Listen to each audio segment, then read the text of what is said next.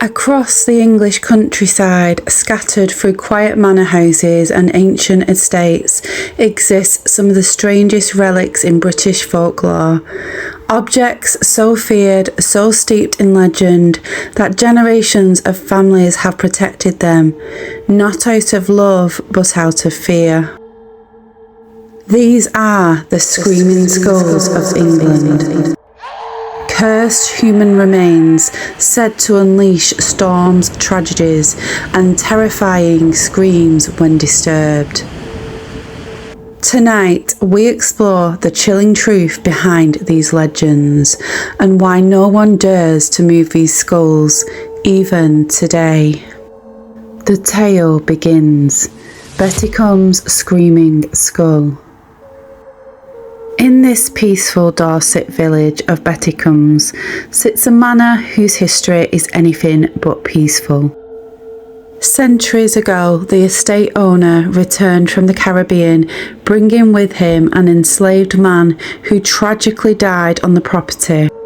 His dying wish was simple: bury me in my homeland. But sadly, his wish was denied. He was buried in the cold soil of the local churchyard. That's when the screaming began. For nights on end, villagers heard wailing coming from underground, moans echoing through the manor, violent banging against the walls. The house shook so fiercely that the terrified family dug up the man's remains and brought the skull into the manor. The screaming stopped. For nearly 300 years, that skull has remained inside the house.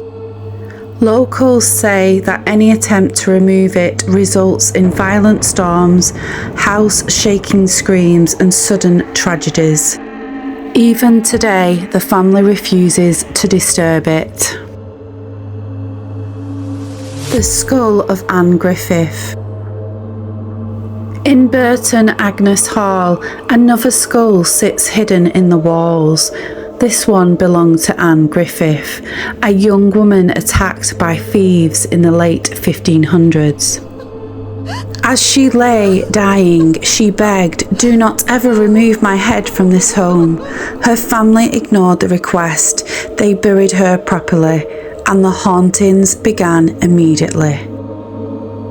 Servants reported phantom footsteps racing through the corridors, doors slamming at night, and a woman sobbing behind the walls. Desperate, the family dug up Anne's body and removed the skull.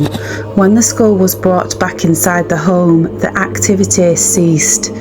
But every time a new owner tries to get rid of it, the hauntings return. It still sits within the house today, its location kept secret. Why do these skulls scream? Folklorists suggest unfinished business, spirits tied to land, not burial, rituals disrupted, and possibly vengeful ghosts who have been denied their dying wishes.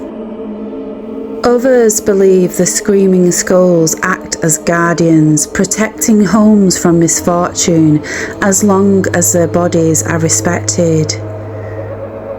But there's one detail that makes these stories even stranger. Every screaming skull legend includes the same rule: move the skull and you will pay. Whether these stories stem from real hauntings or centuries of superstition, one thing is certain: families across England will treat these skulls with reverence and fear. They are never thrown away, never buried, and never moved. Because somewhere deep in rural England, in quiet rooms and locked cupboards, the skulls still watch, still wait, and some say still scream. This is Ghost Watchers Northwest, and this is the legend of England's Screaming Skulls.